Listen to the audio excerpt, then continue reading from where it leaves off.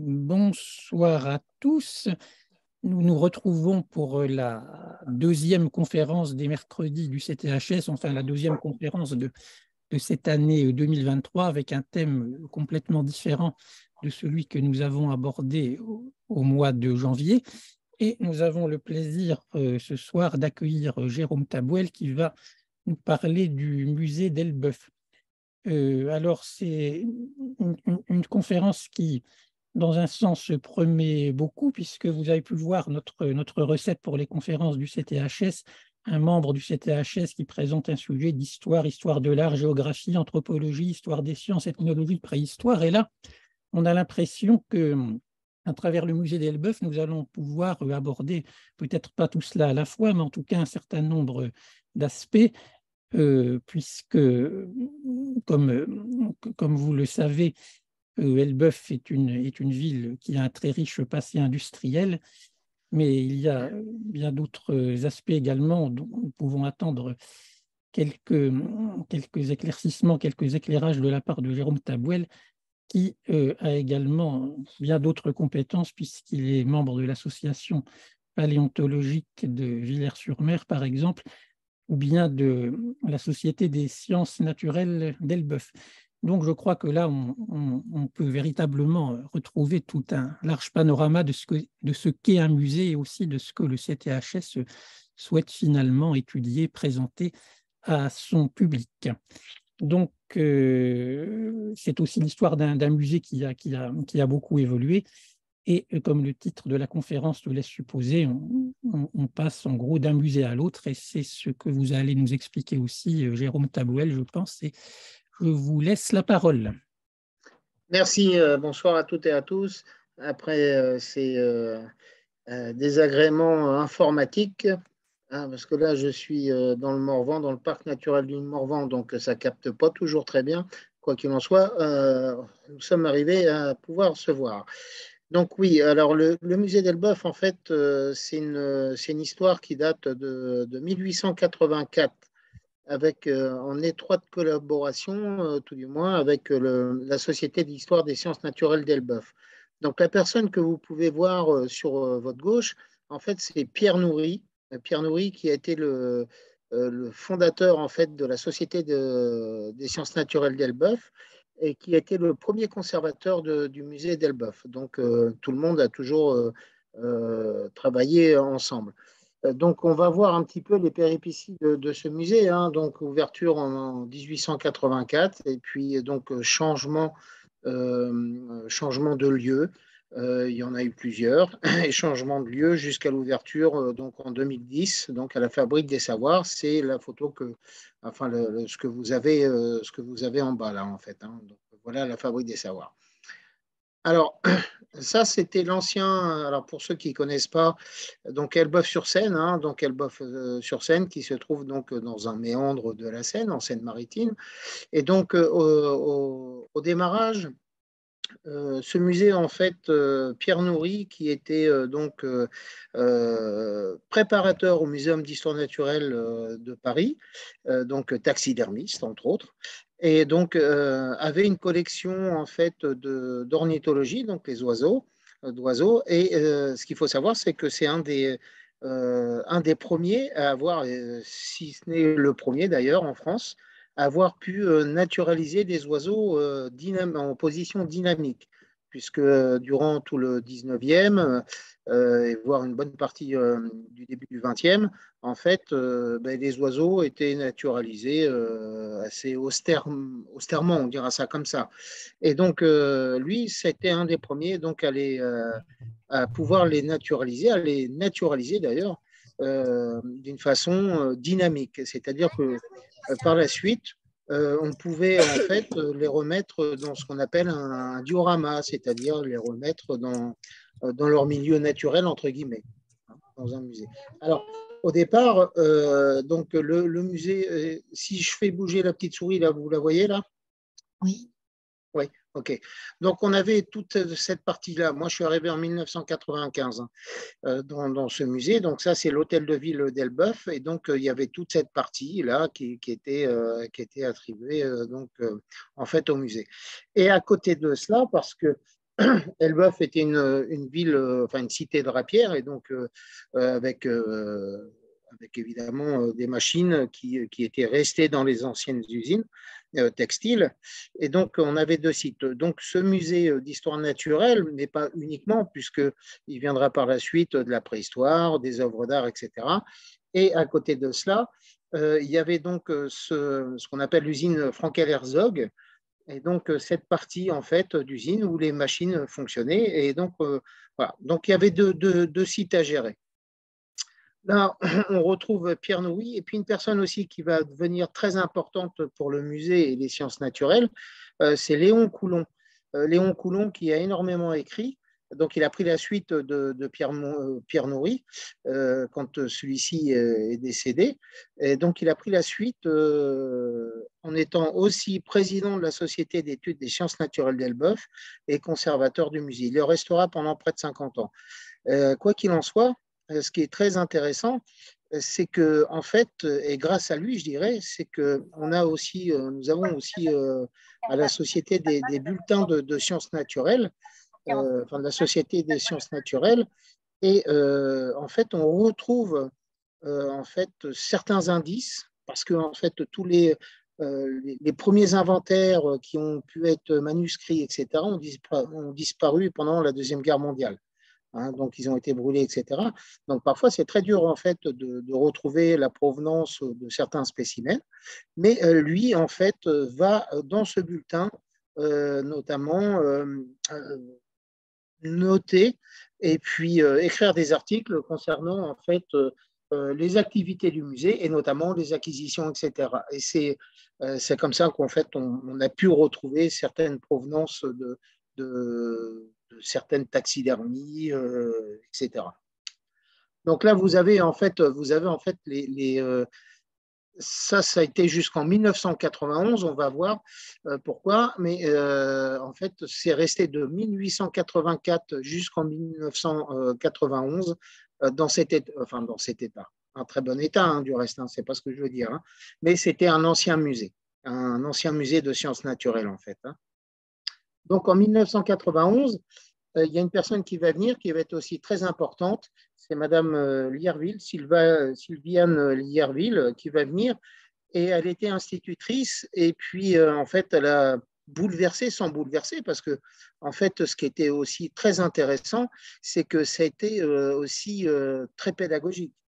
Et donc, elle a aéré sans mettre de côté quoi que ce soit, hein, bien entendu, hein, il n'y a rien qui va à la poubelle dans un musée, hein, mais a été mis de côté tout cet aspect en fait très, très austère, quoi, en fait, hein, tout simplement pour que les scolaires notamment puissent voir les choses un petit peu différemment. Alors, à l'ancien musée, donc à l'hôtel de ville, voilà, ça c'était les réserves. Voilà, donc on avait la prison, la cave, le grenier. La prison, tout simplement parce que c'était vraiment d'anciennes geôles. La cave, c'était la cave en fait de l'hôtel de ville, et le grenier, c'était le grenier. Et donc tout ce qui avait été sorti de l'ancien musée pour les préserver était dans ces trois lieux, donc on appelait les réserves, mais des réserves qui n'étaient pas tellement saines en fin de compte, hein. Et bien évidemment, on peut comprendre tout à fait le grenier. Le grenier, il y a des différences de température et d'humidité qui ne sont pas très bonnes pour les collections, que ce soit l'entomologie, donc les insectes, à la cave, que ce soit pour donc les collections en formol, les taxidermies, les insectes, etc. La prison, ça allait à peu près parce que c'était l'archéologie, donc ça ne bougeait pas trop. Et puis, il a été décidé, mais ça faisait déjà un petit bout de temps qu'on en discutait. Donc, en 2006, avec mon collègue, on a fait appel à Nicolas Coutan, qui travaille, lui, surtout sur le textile. En fait, enfin, il n'y a pas que nous deux, bien entendu, mais on a pensé quand même qu'il fallait changer les choses. Et donc, il y a une ancienne usine textile qui s'appelle Blin et Blin, qui est au centre d'Elbeuf, une grande usine textile, qui était qui servait un petit peu à tout, quoi. Et donc, en fait, elle a été réhabilitée par donc la métropole de Rouen. Enfin, à l'époque, ce n'était pas la métropole, c'était la CREA. C'était encore autre chose. Mais donc, pour réhabiliter donc, cette ancienne usine textile hein, que vous avez sur la droite, pour faire donc la fabrique, enfin, pour construire ou réhabiliter en tant que fabrique des savoirs. Donc, la fabrique des savoirs aujourd'hui accueille donc le musée, les archives de la région d'Elbeuf, hein, sur les 10 communes d'Elbeuf, la MJC, et puis d'autres structures. Mais voilà, donc on s'est installé, je dirais, on s'est installé là. Donc on a tout suivi en fait. Ce qui a été intéressant sur ce projet, c'est que depuis 2006, donc on a fait appel à AMO, donc une aide à la maîtrise d'ouvrage avec un cabinet spécialisé, etc. On a écrit le projet scientifique et culturel. Alors, un projet scientifique et culturel, c'est un peu comme un scénario pour un film. C'est-à-dire qu'il y a des chapitres, etc. C'est ce qui s'est passé à la fabrique, en tout cas, quand on écrit un PC, c'est ce qui se passe dans un musée, sauf que pour un film, ce sont des images, ici, ce sont des objets. Donc, il y a toute une histoire, en fait, qui est racontée avec les objets, donc les taxidermies, les peintures, les sculptures, les machines textiles, enfin, tout ce que vous voulez. Donc, en fait, quand on travaille sur ce genre de choses, évidemment, ça ne se fait pas du jour au lendemain, parce qu'on écrit déjà le projet scientifique et culturel, et par la suite, on a aussi tout ce qu'on appelle un chantier des collections. C'est-à-dire un chantier des collections, c'est qu'il va falloir travailler sur les collections, parce qu'on déménage de lieu. Et donc, quand on déménage de lieu, on ne peut pas faire n'importe quoi, n'importe comment. Hein, donc, il y a tout ce chantier des collections avec la programmation scientifique des collections, le déménagement, etc., qui s'ensuit. Donc, tout ça, c'est un travail de longue haleine, d'ailleurs qu'on refait à Rouen, hein, puisque le musée Beauvoisine, et puis, enfin, les musées maintenant Beauvoisine, on dira ça comme ça, en fait, vont se regrouper, musée de sciences naturelles et puis anciennement les antiquités qui se regroupent et on fait exactement la même chose, on refait la même chose. Alors, évidemment, on ne fait pas n'importe quoi, n'importe comment. Donc, il y a toute une restructuration non seulement du bâtiment, parce que c'est une ancienne usine qui n'était absolument pas faite pour accueillir, évidemment, du public ou quoi que ce soit. Donc, il y a tout un travail avec les architectes scénographes, etc. On travaille tous ensemble. Et là, nous, on a eu la possibilité, en fait, de suivre, évidemment, tout ce chantier. C'est-à-dire que toutes les réunions, évidemment, on était présents. Nous étions présents. Et ça, c'est très important parce qu'on a pu suivre, en fait, le projet de A à Z. Et ça, c'est quand même pas donné à tout le monde. Alors évidemment, alors après tout se monte, ce ne sont que des projets au départ, mais on a les lieux, on a l'implantation, on a les plans, etc. Alors si un jour vous avez l'occasion de venir au musée, eh bien vous verrez bien que en fait tout ce qui a été déjà pensé avant, bien entendu, avant de monter le musée, eh bien c'était déjà dans les cartons entre guillemets. Alors voilà, effectivement, au départ, hein, donc il n'y avait plus rien.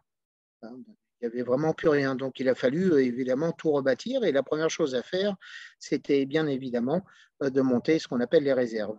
Et là, moi, j'ai passé des nuits entières à travailler sur l'implantation des étagères, etc. Enfin bon, vous allez le voir, ce qui est assez rigolo. Enfin, alors, le chantier des collections, parce que ça, c'est par exemple à musée, donc ce qu'on a fait, c'est qu'on a donc évidemment on s'est fait conseiller par des professionnels, hein, parce que même en tant que conservateur, attaché principal de conservation, quoi que ce soit, il est bien évident que il y a des choses qu'on peut douter. Et donc tout ça, c'est un travail avec des professionnels sur ce métier, entre guillemets. Hein. Donc le chantier des collections, donc on a fait un bilan sanitaire des collections. Donc, c'est Frédéric Vincent qui est restauratrice et consultante en conservation préventive qui nous a donné un coup de main, enfin donné, non, il n'ira pas donné, donc qui est venu travailler avec nous. Donc, mission de conseil pour le chantier des collections, estimation de besoins humains et matériels, parce que les deux vont de pair, bien entendu. Une aide à la planification des opérations pour traiter l'ensemble des collections de types et d'origines très variées. puisque taxidermie, peinture, œuvres d'art, sculpture, etc., etc. Donc il y avait vraiment, c'est un musée mixte. Hein, c'est pas, même si au départ il a été un musée de sciences naturelles, a commencé comme ça. Par la suite, c'est devenu un musée mixte. Et donc ensuite, eh bien, on a tout suivi donc, avec les conseils et assistances pour les principales phases du chantier, donc l'APD, le DCE, enfin, etc., etc. Si ça va trop vite, vous me le dites. Hein. Et comme j'ai qu'une demi-heure, il va falloir que je speed. Donc, le chantier des collections, en fait, voilà, c'est les interventions nécessaires préalables au transfert ont été déterminées afin de préparer le déménagement de à peu près, je dirais bien à peu près, parce qu'au départ, on n'avait pas tout l'inventaire, donc de 75 000 objets. C'est qu'une estimation. Alors, ça peut paraître beaucoup, mais c'est rien du tout. 75 000 objets, c'est rien. En ce moment, nous travaillons donc sur Rouen. Il y a plus de 800 000 objets. Hein. Donc, voilà à peu près le travail nécessaire. Donc, ce qu'il fallait aussi, c'est donc regarder un petit peu tout ce qui pouvait être, ce qu'on pouvait faire au niveau des interventions de restauration, parce que quand c'est comme cela, c'est-à-dire qu'on a déjà prévu les objets qui iront dans certains musées, qui sont dans le futur musée, mais qui seront présentés. Et celles qui seront présentées, qui nous paraissent adéquates pour donner un discours, eh bien, parfois, il y a des opérations de restauration à faire. Donc, tout ça, c'est fait en même temps. Donc, dépoussiérage, urgence, parce que, évidemment, hein, je vous ai parlé de la prison, je vous ai parlé de la cave et puis du grenier. Eh bien, évidemment, il y a des urgences, c'est-à-dire des moisissures, il peut y avoir des infestations, etc. Et le récollement, qui est très important, et la saisie informatique, puisqu'en fait, on a tout mis sur base de données. Donc, tous les objets qui sont sortis sortis de l'ancien musée pour rentrer dans le nouveau musée, en fait, ont été tous inventoriés. Voilà. Donc, il y a un numéro d'inventaire et tout ça, c'est dans une base de données qui est au musée et qui est versée donc sur l'ensemble en fait du réseau des musées quoi. En fait. Donc, et bien entendu, donc il y a un gros travail de conditionnement pour prévoir, parce que tout ça, c'est en prévision du déménagement, donc pour prévoir le déménagement futur. Donc, voilà. Donc, on a travaillé avec 2 chargés de mission qui ont été là pendant 2 ans. Donc, dépoussiérer, conditionner, restaurer, prévenir les dégradations possibles, hein, parce que c'est toujours, on n'est pas à l'abri de rien, et prévoir le déménagement des collections. Alors, donc on a décidé, en fait, c'est pas tout le temps fait comme ça, mais on a décidé de coupler, en fait, ce qu'on appelle le récollement, c'est-à-dire que les objets, un récollement, en fait, c'est les objets qui sont déjà inventoriés, eh bien, on les localise et puis on dit, bah voilà, ils sont là. Et voilà, ça, c'est ce qu'on appelle un récollement. Et donc, ça permet un gain de temps. Et puis les deux opérations vont se dérouler en même temps. C'est là le gain de temps qui est très important. Et puis un deuxième point, c'est un traitement systématique de tous les objets.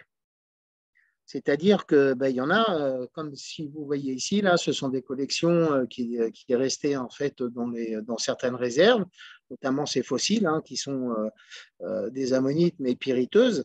Et donc la pyrite, en fait, c'est un minéral qui est complètement instable. Et donc ça, on ne les garde pas. On ne les garde pas, on ne va pas les garder parce que ça peut mettre en danger toute une autre collection. Donc voilà, donc ça a permis aussi de voir un petit peu tout ce qui était dangereux entre guillemets pour ce qu'on appelle la conservation préventive. Et donc la possibilité aussi donc à ce récollement, un constat d'état sommaire parce qu'il fallait faire très vite. Vous savez très bien que les élus sont très pressés, donc il fallait faire très vite pour tout faire quoi en fait. Alors, voilà. Donc voilà, donc constat par type de collection, tout y est passé, hein, que ce soit l'ostéologie, les taxidermies, les fossiles, les minéraux, tout y est passé. Alors, ce qui nous a permis aussi de voir certaines choses qu'on ne voyait plus, quoi, en fait, hein, puisqu'il y a là, vous avez un pangolin notamment là, qui est en haut, donc tout ce qui était un petit peu un encrassement, des déchirures, des décollements, etc. Eh bien, ça a permis de faire ce constat et de prévoir par la suite donc un budget tout simplement pour pouvoir les restaurer, tout simplement.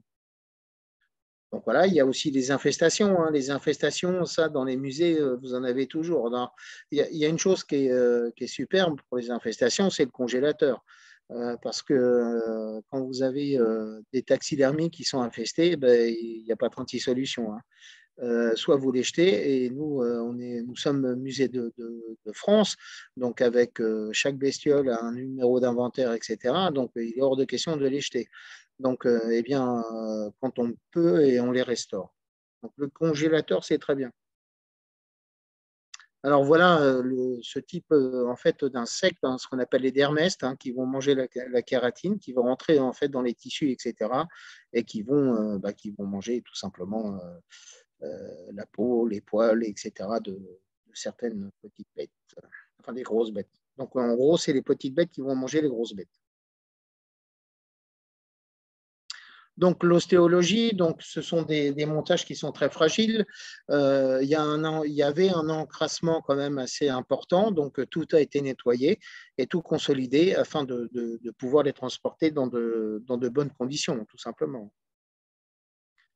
Alors là, c'est une des restauratrices, Johanna, en fait, qui travaillait. Voilà. Donc c'est vraiment pluridisciplinaire, hein, parce que ça passe de la taxidermie, hein, ce que vous avez là, avec tout ce qui va bien, jusqu'au tableau, hein. Donc voilà, tout a été nettoyé, tout a été stabilisé, etc. Voilà. Donc voilà, alors ça c'est sa comparse, hein, c'est Muriel qui a travaillé aussi donc sur les mammifères entre autres, voilà. Donc qui a nettoyé et surtout aussi, je me répète, hein, mais surtout conditionné en fait pour un futur déménagement, quoi. Voilà. Donc à l'extérieur, parce que parfois on ne sait pas trop ce qu'il y a sur les taxidermies, entre autres, hein, puisque ce sont d'anciennes taxidermies. Pour certaines d'entre elles, elles ont plus de 150 ans. Donc chaque taxidermiste avait un petit peu sa recette propre. Mais sa recette propre, on ne sait pas ce qu'il y avait dedans. Ça pouvait être de l'arsenic, hein, d'ailleurs il y en a, d'arsenic ou des choses comme ça, hein. Donc, bon, il fallait faire attention. Donc, c'est pas pour rien qu'elles sont habillées un peu comme des cosmonautes ou X-Files, mais quoi qu'il en soit, c'est pas pour rien, hein. Donc, voilà. Et pour la petite histoire, mais j'ai pas cette photo-là, vous voyez devant, ici, vous avez, donc ça, c'est l'entrée, enfin, c'est le devant du musée, de l'ancien musée, et devant, vous avez une route en bord de. Et un jour, en fait, j'ai dit, il faut arrêter ici parce que elles étaient en train de nettoyer un lion, une taxidermie de lion. Et il y a une voiture qui s'est arrêtée parce qu'elle a vu le lion. Et donc, elle a freiné et puis, en fait, ça fait un accident. Donc, parce que tout le monde s'est arrêté pour voir le lion, évidemment. Mais voilà. Donc, voilà, c'est aléas. Donc, vous avez ici avant, vous avez après l'appareil, donc vous avez un raton laveur, et puis après, une fois nettoyé. Et tout a été fait comme cela, en fait. Tous les objets. Enfin, Et ça, c'est la stabilisation des spécimens, c'est-à-dire que, évidemment, il est hors de question de partir, de changer, même s'il n'y a pas beaucoup de kilomètres, hein. Il y a même 2 kilomètres à faire. Donc tout est conditionné afin que ça puisse arriver dans de très bonnes conditions, totalement. Donc ça peut faire rire certains parce qu'ils ont des petits nœuds et tout ça, se sont amusés, mais professionnellement, je dirais, hein, puisqu'en fait, voilà, lors du transport, il y a eu 0 casse, hein. Donc c'est pas rien. Donc, pareil pour les oiseaux, notamment les échassiers, hein. Donc, il faut faire très attention aux pattes, etc. Donc, il faut les stabiliser. Alors, les collections entomologiques, voilà, dans l'état où elles étaient à l'ancien musée, Donc, il a fallu redéterminer aussi certaines petites bêtes, quoi, en fait, hein, et puis les reconditionner, parce que parfois, on se trouvait avec des boîtes comme ça, mais qui étaient complètement, c'était atroce, quoi. Qu'est-ce qu'on va faire de ça? Et donc, moi, j'ai fait appel donc à la Société d'études des sciences naturelles d'Elbeuf. Donc, ça a été facile parce que j'en suis le président. Donc, ils n'avaient pas de choix. Je plaisante, bien entendu. Mais donc, qui ont travaillé, je vois Alain qui rigole. Mais et donc ils ont pu travailler en fait sur ces espèces donc en entomologie et puis refaire des boîtes, quoi. Et ensuite tout a été rangé, etc. Donc voilà sur quoi on partait, et puis parfois c'était un peu du n'importe quoi, en fait, hein. Et donc, il y a certaines personnes comme Patrice Le Stalin, vous voyez ici, là, qui était spécialiste, en fait, il est décédé, mais qui était spécialiste, en fait, des coléoptères, notamment aquatiques. Et voilà, un insecte, c'est le même, hein. Les deux, ce sont les mêmes. Celui-ci, c'était avant nettoyage, après, c'était après nettoyage. Et ce sont des petites bêtes qui font moins d'un centimètre quand même, hein. Donc ici, la gabus, c'est la même chose ici, hein. Celui qui est juste en dessous, c'est la même chose, hein. Donc, voilà, avant nettoyage et après nettoyage. Et puis, donc, on utilise évidemment maintenant donc, des boîtes entomologiques, musées, etc., pour refaire en fait de ces collections-là, bah, refaire des collections comme ça, quoi, pour que ça soit accessible au plus grand nombre, bien entendu. Voilà. Bah, là, Patrice Salin, donc un des spécialistes en fait en entomologie, enfin surtout pour les aquatiques. Et donc, on se retrouve maintenant avec des boîtes de ce style-là. Voilà. Et chaque boîte, en fait, est numérotée, bien entendu. Donc, alors pour la petite histoire, donc 2007, c'est l'année en fait de ce qu'on appelle l'inventaire. 0, c'est que c'est un récollement. Et 2047, c'est la 2047e boîte sur tout le lot, quoi, en fait. Voilà. Ça, c'est ce qu'on appelle un numéro d'inventaire de la SMF, du service Musée de France. Et puis, bah, le musée se vide, hein, petit à petit, hein, l'ancien musée se vide. Donc, évidemment, bah, faut tout mettre en caisse, il faut tout numéroter, toujours la même chose, tout numéroter. Et puis, ce qu'on pourra présenter, on le choisit, puis on le met de côté. Parce qu'après, ça va être une autre histoire. Et puis, le musée se vide au fur et à mesure, bien entendu, hein. Le musée en lui-même, en fait, va devenir en fait une grande réserve, puisque en fait, évidemment, on enlève tout des réserves et on met tout donc dans le musée, dans l'ancien musée, hein. Et donc pour pouvoir avoir tout à l'œil, quoi, en fait, hein, voir s'il n'y a pas d'attaque, etc. Donc le musée se ferme.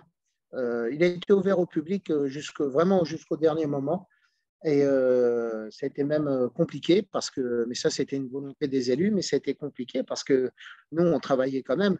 Et donc, vous avez les vitrines qui sont ouvertes, vous avez les collections qui remontent, etc. Et bon, donc, on a vraiment ouvert jusqu'au dernier moment, mais une partie du musée les différentes parties du musée se fermaient au fur et à mesure du travail, quoi, en fait.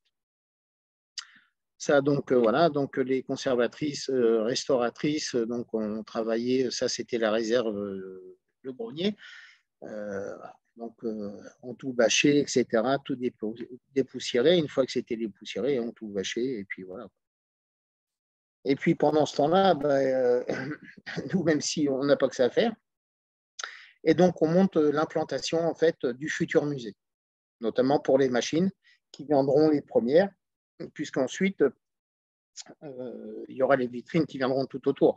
Donc ça, c'est les premières machines qui viendront, donc qui partaient de Frankel Herzog, comme j'ai pu vous le dire tout à l'heure. Donc voilà, hein, donc ça c'est l'ancienne usine Frankel Herzog. Donc toutes les machines sont parties. D'ailleurs, ce sont les seuls qu'on a pu récupérer, quoi. Les autres sont partis, mais sont partis bien avant. Et donc, des machines restaurées par les professionnels, etc. Et donc, sont arrivées donc, à la Fabrique des Savoirs. Et là, je peux vous assurer que là, je n'ai pas dormi beaucoup parce que ça a duré 3 semaines, ce déménagement. et en tout cas en ce qui concerne que les machines. Hein. Il n'y avait pas encore l'électricité ou quoi que ce soit, et comme vous pouvez voir, les machines montaient à 6 mètres de haut, et pour certaines, elles pèsent plusieurs tonnes. Le seul truc, c'est qu'il y avait des personnes qui étaient en dessous. Et moi, j'avais qu'une hantise, c'est que en fait, il y a un câble qui casse et la personne qui était en dessous, évidemment, c'est une machine qui fait 3 tonnes sur 6 mètres, il n'y a plus personne, quoi. Donc, ça a duré 3 semaines, ce déménagement qui était assez intense quand même. Mais bien entendu, avec des professionnels, mais quand même. Voilà, donc ça, c'est les premières machines en fait qui rentrent à la fabrique des savoirs et donc sur des socles qui sont un petit peu comme les immeubles au Japon, c'est-à-dire qu'ils peuvent absorber comment dire, parce que quand elles fonctionnent, il y a des vibrations. Alors celles-ci, aujourd'hui, on ne les fait plus fonctionner, mais elles ont été pensées, enfin les socles ont été pensés pour pouvoir les faire fonctionner, donc absorber les vibrations, etc. Mais bon, pour en avoir fait fonctionner plus d'une, c'est pas la peine parce que c'est un espace ouvert, la fabrique des savoirs, et donc ça serait absolument pas possible, quoi. Hein, donc, ce sont les premières qui sont rentrées. Et puis, je vous ai fait voir tout à l'heure, donc, à Elbeuf, enfin, à l'ancien musée, donc les réserves, là, on a monté de vraies réserves. Hein. Donc, tout ce que vous avez en vert, ce sont les réserves actuelles du musée, quoi. Sans compter, parce qu'il y a aussi les archives, il y a les magasins d'archives, etc. Mais ça, c'est une autre histoire. Et donc, comme je vous disais, moi, je me suis amusé à faire, alors ça, je vous en montre qu'une, hein, mais l'implantation, en fait, de tout le rayonnage. C'est-à-dire qu'il a fallu mesurer, là, notamment, là, vous avez l'ornithologie, l'entomo, etc., mais l'ornithologie, il a fallu mesurer, en fait, tous les oiseaux, toutes les taxidermies, pour dire au gars, eh bien, quand moi je lui ai donné le plan, il était fait. Moi, je leur ai donné, ben voilà, il y a telle marge, etc., etc. Parce que comme ça, on a pu ramener ben, tous les échantillons.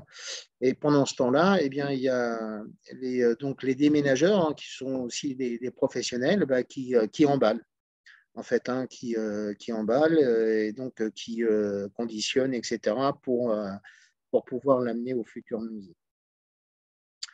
Alors voilà, hein, donc ça c'était le grenier, hein. Le grenier, vous imaginez bien. Donc voilà, ça n'a pas été une mince affaire, hein, tout ça, hein, parce que c'est des journées entières. Donc plusieurs équipes, hein, une équipe qui conditionne, qui est dans les réserves, une équipe qui charge le matériel dans le camion, et nous étions évidemment à la réception. Voilà, donc à la réception, ça c'est les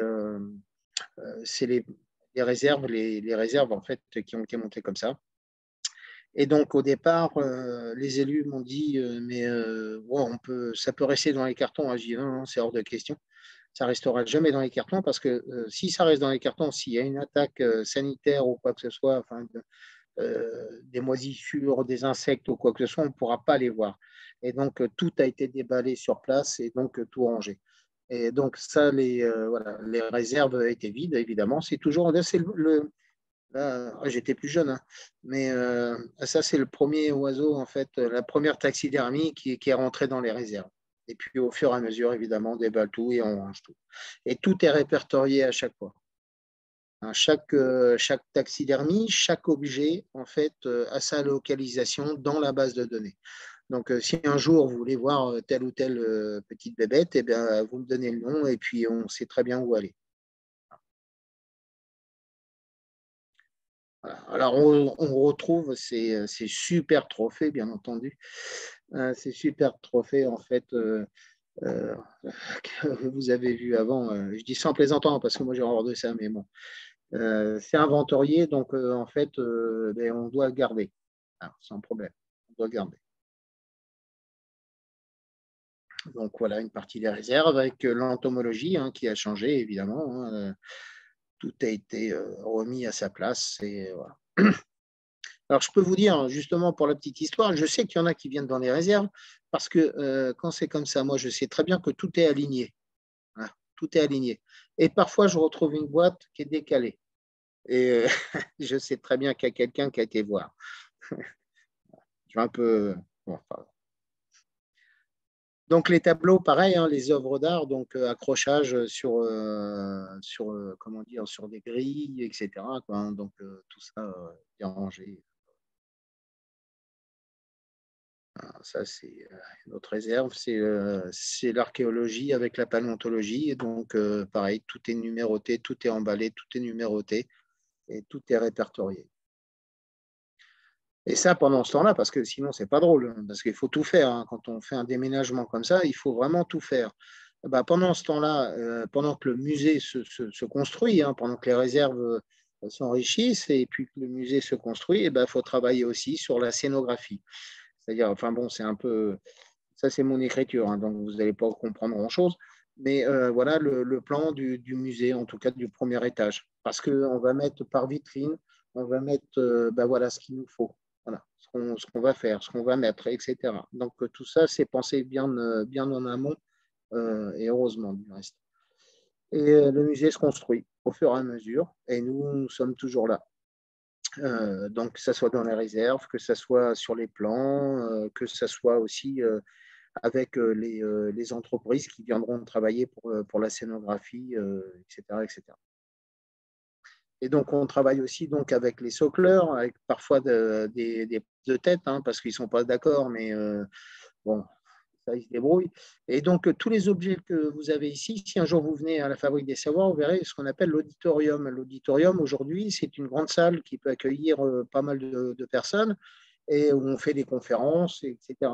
Et donc, à cette époque-là, l'auditorium, donc on l'avait fait monter, entre guillemets, avant, parce que ça nous permettait notamment de préparer, en fait, tous les échantillons qui sont ici seront présentés par la suite dans le musée. Donc, avec des. Alors, ça peut paraître un peu drôle, mais donc j'allais dire des vitrines fantômes au départ, voir un petit peu les espacements, etc. Et en fait, ce qu'on appelle les socleurs viendront travailler par la suite, notamment il y en a un qui est ici, là, viendront travailler par la suite pour socler tout simplement les échantillons. Mais ça veut dire les désocler aussi. Et pour cela, on fait appel à d'autres personnes, notamment ces personnes-là qui sont taxidermistes, qui sont de Toulouse. Donc, ils sont très connus, hein. Et donc qui ont travaillé sur le désoclage des échantillons, entre autres. Voire la restauration pour la hyène là, qui est ici. Là. Donc, c'est Geneviève et puis Hugues qui ont travaillé là-dessus.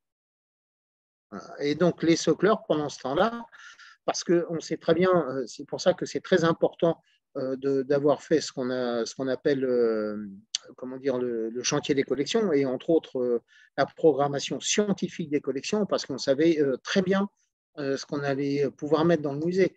C'est-à-dire que quand les personnes, donc les socleurs, sont arrivés, en fait, on leur a donné les échantillons. Et donc, ils ont tout fait, tout est fait sur mesure. Hein, tout est fait sur mesure et il faut toujours avoir évidemment un œil là-dessus. Donc, ils ont travaillé jusqu'au dernier jour, quoi, en fait, hein, c'est le cas de le dire, jusqu'à donner ça. Donc, voilà. Donc, tout ça, c'est fait sur mesure. Donc, avec peut-être ce qui peut paraître des petits spécimens, mais tout a été fait sur mesure. Hein, donc, ça, c'est ce qu'on appelle un soclage. Voilà. Et donc, toujours pareil, avant de mettre les objets, de les fixer, mais tout est réversible ici, hein, mais on met toujours ce qu'on appelle des fantômes, hein, pour voir un petit peu la place que ça peut prendre, etc., au niveau de la scénographie, au niveau aussi du public, si ça passe ou si ça ne passe pas, mais bon, on le met. Et pour la petite histoire, j'ai réussi à l'époque à prendre 3 jours de congé, là où je suis aujourd'hui, dans le Morvan. Et ils m'ont dit, t'inquiète, on va s'arranger. Bon, sauf que quand je suis rentré, en fait, il y a une façon de présenter certains outils préhistoriques, l'industrie lithique. Sauf que là, ils avaient tout mis à l'envers parce que eux, ça leur paraissait plus beau. Je dis, bah non, là, ça ne va pas le faire. Et donc, il a fallu qu'il y retourne. Enfin bon, peu importe, ça s'est bien passé. Voilà. Et aujourd'hui, voilà ce que ça peut donner. Hein, donc, avec des échantillons qui sont. Voilà, tout est sur mesure. Et parfois, c'est même très compliqué de pouvoir en sortir quelques-uns. Et je et parfois je rappelle en fait les personnes qui ont travaillé là-dessus avant de faire de bêtises, pour qu'ils me désoclent en fait l'objet, que je le prenne en photo pour X raisons, hein, que ce soit pour une étude, pour une publication ou quoi que ce soit, pour ensuite qu'ils puissent le remettre, parce qu'il n'y a que qui le savent. Voilà. Donc, si un jour vous avez l'occasion, ben voilà les vitrines, ce que ça donne, entre autres. Voilà. Donc, tout ça, c'est la galerie de l'environnement, des environnements naturels. Il y a évidemment l'occupation humaine, donc tout ce qui est archéologie, et on reçoit encore régulièrement des dons, donc sans aucun problème. Les machines textiles. Donc, on a pris Alors, ça a été compliqué parce qu'au départ, ils voulaient les mettre en bas et puis on s'est dit avec mon collègue, non, non, non, parce que là, vous êtes ce qu'on appelle des sheds. Je ne sais pas si vous voyez ce que c'est, des sheds. Hein. C'est en fait, dans les usines, ça fait ça comme ça, en fait. Hein. C'est pour avoir de la lumière. Et donc, ça avait toute sa place au deuxième étage, évidemment. Voilà. Et des personnes qui ont été donc très importantes, hein, parce que je vous ai parlé tout à l'heure du bulletin de la Société des sciences naturelles d'Elbeuf, qui s'appelait au départ la Société d'enseignement mutuel des sciences naturelles d'Elbeuf, qui a changé de nom après. Et donc cette personne dont je vous ai parlé en premier lieu, donc Léon Coulon, et puis évidemment des personnes qui ont pu publier dans ce bulletin, comme Henri Gadot de Kerville. Voilà. Merci de votre attention. Est-ce que ça a bien été? Ça n'a pas été trop vite? Non, c'était très bien. Parfait, très bien, bien. Merci à vous, Jérôme Tabouel, pour nous avoir présenté le musée d'Elbeuf dans toutes ses dimensions, on peut dire, toutes les dimensions chronologiques de la préhistoire jusqu'à l'âge industriel, dans toutes ses dimensions thématiques, et puis avec aussi d'autres aspects. On part, comme c'est souvent le cas, de collections qui sont le fait justement de collectionneurs ou d'amateurs pour arriver ensuite à quelque chose de plus large qui s'inscrit aussi dans un terroir, un territoire, comme on dit de nos jours, puisque c'est toute l'histoire d'Elbeuf aussi, son histoire industrielle que vous nous avez présentée ici. Également tous les aspects de votre métier également, et c'est quelque chose d'important puisque un déménagement tel que celui que vous avez piloté, on a bien vu que c'était quand même, ça n'était pas une mince affaire, bien au contraire. Et à côté de vos machines qui pèsent plusieurs tonnes, il y a tous ces points de vigilance, d'attention que vous nous avez montré également avec beaucoup d'humour. Et nous vous remercions pour cette conférence. Et peut-être y a-t-il dans le public des questions. Alors au départ, j'avais désactivé vos micros, mais vous pouvez les réactiver si vous voulez prendre la parole. Espérons que ça ne se fera pas trop dans le désordre. En tout cas, je ne vois pas de doigts qui se lèvent ou de choses comme ça. Enfin, J'ai une question à poser. Je peux poser la question? Oui, nous vous écoutons, Madame. Rébaud. Oui, Madame Rébaud, je vois votre nom qui s'affiche. Oui. Voilà. Je voulais savoir, dans ce nouveau musée, la proportion justement de tout ce qui était histoire naturelle. Les machines, je pense que ça prend beaucoup de place, mais il y en a certainement moins par rapport à tout ce qui est art, puisqu'apparemment, il y a des tableaux et il y a certainement des sculptures. Quelle est la proportion de l'histoire naturelle? J'ai l'impression qu'elle est très importante. Ah ben, au départ, oui, elle est très importante, puisqu'au départ, en fait, le musée s'est construit autour d'une collection de sciences naturelles. Donc, que ça soit en réserve ou présenté en collection, en parcours permanent, ce qu'on appelle le parcours permanent, il y a plus de 50% de sciences naturelles, bien entendu. Il y a, oui, il y a 70% de sciences naturelles. Ma deuxième question, c'est à propos justement du travail. Vous dites que les oiseaux sont empaillés, ça ne me pose pas de problème. Naturalisés. Naturalisés, donc vous avez enlevé la paille qu'on faisait. Non, on n'a pas enlevé la paille. Non. Vous l'avez laissé, d'accord. Et je voudrais savoir, je suppose que vous avez des poissons, j'ai eu l'impression qu'il y avait des poissons. Oui, tout à fait, oui. Et il y a des reptiles aussi? Bien sûr, tout à fait, oui. Et alors, est-ce que c'est la vraie peau ou c'est du faux? Non, c'est la vraie peau. Et vous avez réussi pour les poissons à garder la peau du poisson, c'est ça Oui, oui, tout à fait. Alors ça, c'est pas moi, c'est absolument pas moi qui le fait, hein. Moi, je suis absolument pas taxidermiste. Mais par contre, il y a des professionnels qui. Alors, il y a deux cas de figure. Soit on fait un moulage, et c'est ce qu'on utilise maintenant le plus, parce que déjà d'une, c'est plus résistant. Ou alors, effectivement, on peut naturaliser donc un poisson, comme un reptile ou quoi que ce soit, sans aucun problème. Hein, Ah donc bon, avec ouais, certains produits, enfin ouais, bon, en général, ouais. ce qui est mis à l'intérieur, c'est évidemment, quand je dis naturaliser, c'était un peu une boutade, mais euh, maintenant on n'utilise plus la paille. Mais bien entendu, avant, la paille était bien entendu utilisée, Oui, que ce oui, oui, soit pour mon les... grand-père était empailleur, était taxidermiste empailleur, donc c'est pour ça que ça voulait Hmm. bien dire que ce que ça voulait dire, c'est qu'il y avait de la paille dans les animaux. Ah bah bien sûr, il y a eu de la paille, il y a eu un peu de tout, hein. Il y a eu de la paille, il y a eu des copeaux, il y a eu du plâtre, ils ont Ouais. tout essayé, quoi, hein. Maintenant, ce qui est utilisé en taxidermie, c'est surtout de la mousse polyuréthane, en fait, qui Ouais. est sculptée. Voilà. Le seul truc, c'est qu'on n'a pas encore assez de recul aujourd'hui avec la mousse, parce il y a des traitements pour tanner la peau, etc. Et on n'a pas assez de recul aujourd'hui pour voir s'il va y avoir comment dire, des réactions chimiques ou des choses comme ça. Oui, Ça, par la suite.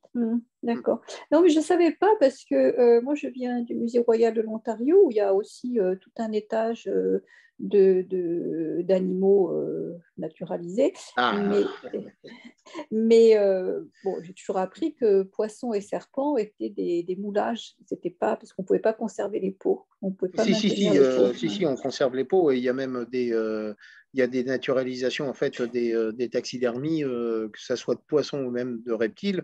En tout cas, en ce qui concerne le musée d'Elbeuf, qui date du début du 20e, quoi, en fait, hein. Ouais, Donc, ouais, ouais, ouais. ouais, D'accord, non, voilà. Bon, d'accord. après, la couleur, ça passe. Oui, ça se- D'accord, merci.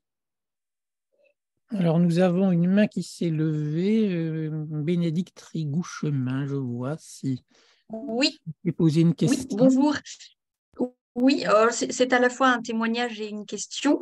Je remercie Monsieur Tabouel pour sa présentation parce que j'ai vécu il y a quelques années à Elbeuf-sur-Seine et donc je connaissais la version ancienne de ce musée. Donc je suis heureuse de voir sa transformation et son évolution dans les canons de la muséographie d'aujourd'hui. Voilà, une belle transformation. Je voulais savoir si aujourd'hui il y avait un élément emblématique du musée, un objet de collection particulièrement emblématique, que ce soit en naturalogie ou bien sur la partie textile qui, de mon souvenir, était très intéressante. Alors, Donc un moi, je élément, réponds. voilà, un élément. Ouais. Oui, il y a une. Bien sûr, enfin, en texte, enfin, j'allais vous dire, c'est compliqué à répondre, tout simplement parce que tout est emblématique. Mais par contre, il y a quelque chose, notamment sur les sciences naturelles, qui ressort là, et là, on a un gros travail dessus. C'est en 1923, il y a un naturaliste, Paul Carrier, en fait, qui a fait don au musée d'Elbeuf de parties de squelette de dodo. Je ne sais pas si ça vous parle, le dodo. Donc Oui, oui. Rafis fugulatus, hein, donc c'est voilà, donc de l'île Maurice. Et puis se rester un petit peu dans l'oubli. Et puis maintenant ça ressort. Et donc ce dodo en fait on a réussi à récupérer donc via les descendants de Paul Carrier toute sa collection naturaliste. Et donc, en fait, donc il était sur l'île Maurice, et donc une collection qui est enfin qui est très importante en fait de restes de dodo. Donc, on l'a mis en vitrine, hein. Donc, on a réussi à reconstituer plus ou moins un squelette, et puis avec comment dire, une interprétation donc du dodo qui est juste à côté. Et je pense que le dodo et le bœuf, ouais, c'est pas mal. Et qui plus est, c'est Très que bien. enfin, ces ossements subfossiles, en fait, ont permis, parce que ce dodo qui est maintenant il a été exterminé, mais qui est maintenant l'emblème en fait de l'île Maurice. C'est quand même assez flagrant. Enfin bon. Et donc en fait, on ne le connaissait pas. Et donc avec ces restants-là, on a pu travailler avec Delphine Hanks et Éric Buffetot. On a pu travailler en fait sur le comportement de ces oiseaux avec les ossements, c'est-à-dire faire des coupes ostéologiques et voir notamment tout ce qui était la vie de cet animal, donc les mues, les pontes, etc., quoi. Donc, au niveau de sciences naturelles, le dodo, il peut être emblématique, le d'Elbeuf. Au niveau textile, il y a tellement de choses que je ne pourrais pas vous dire, quoi. Il y a la navette, si vous voulez. La navette, on dira ça comme ça. La navette textile, hein, vous voyez ce que je veux dire, hein, sur les, Oui, très bien. Le métier à tisser, oui. C'est Merci. coupé. Je ne sais pas si vous m'entendez. Oui. Oui. Oui. D'abord, monsieur, je vous remercie infiniment pour votre exposé qui était fort intéressant. Je connais un petit peu ce musée dans lequel je viens très souvent pour voir les expositions. Alors, je vais tout simplement vous demander quelle est la prochaine exposition temporaire qui doit se faire dans votre musée. Alors, en ce moment, je dis bien en ce moment, il y a Malin comme un singe. Donc, celle-ci, il faut aller la voir. Oui. Et puis, donc, la prochaine, ça sera à contre-courant. Donc, on va parler du fleuve, donc de la Seine, avec tout ce qui peut exister tout autour, que ce soit la faune, la flore, mais aussi tout ce qui est vie sociale, etc., quoi. Les transports, etc. Voilà. Ah, ben, ça m'intéresse tout à fait puisque j'avais écrit en 2019 avec un ami historien au CNRS un ouvrage sur la Seine. C'était quel ouvrage du reste? Mythologie de la Seine. La Seine. Ah, ben je l'ai, ben bien sûr. Ben oui, je suis obligé de l'avoir celui-ci, oui, avec la couverture bleue. Voilà, je l'ai écrit avec mon ami D'accord, Sergent, qui est je suis ravi. historien au CNRS. D'accord, ok. Il faut me contacter parce qu'on pourra discuter, parce que c'est très intéressant aussi. Et ça en fait partie, hein, de toutes les matières, la mythologie sur la Seine autour. Et donc, je travaille en ce moment avec François Guillotte. Je ne sais pas si ça vous parle. Oui. Donc, le photographe, hein, qui a suivi Arthur. Moi, j'ai fait un montage. Je fais aussi des conférences là-dessus et j'ai fait un montage avec photos, films, etc. Je dois avoir des quantités de, je ne sais pas, 2 ou 3. Alors, Jérôme.tabouel@métropole-rouen-normandie.fr. Voilà. Voilà. Eh bien, moi, Anne Marchand, conteuse, et vous trouvez mon site internet. D'accord, c'est très bien. Et donc, il a travaillé aussi avec Sonia Anton. D'accord, très bien. Au Havre, qui est au Havre, qui est conteuse aussi d'ailleurs. Ben voilà, si vous tapez Anne Marchand, conteuse, vous trouvez mon site internet et tout ça. Bon, j'ai bien fait de venir ce soir alors. Moi aussi. Non, mais il n'y a aucun problème pour me joindre. Voilà. Ah très bien, parfait. Ah oui, super. Mais j'étais venue aussi dans votre musée d'ailleurs avec FR3 qui m'avait interrogé sur les machines dans votre musée. Ah oui, exact, oui. Voilà. Oui. Ça y est, ça me revient. Ouais. Alors, j'allais dire que nous avons tous bien fait de venir ce soir pour ces échanges très, très enrichissants. Est-ce qu'il y a d'autres questions dans notre assistance?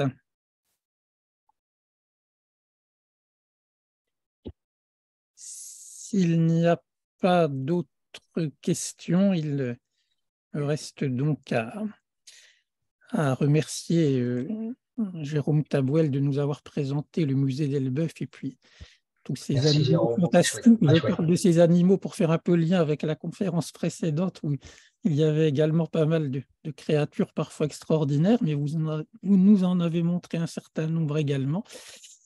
Et nous vous remercions donc pour cette conférence et je vous dis à bientôt pour les prochains mercredis du CTHS.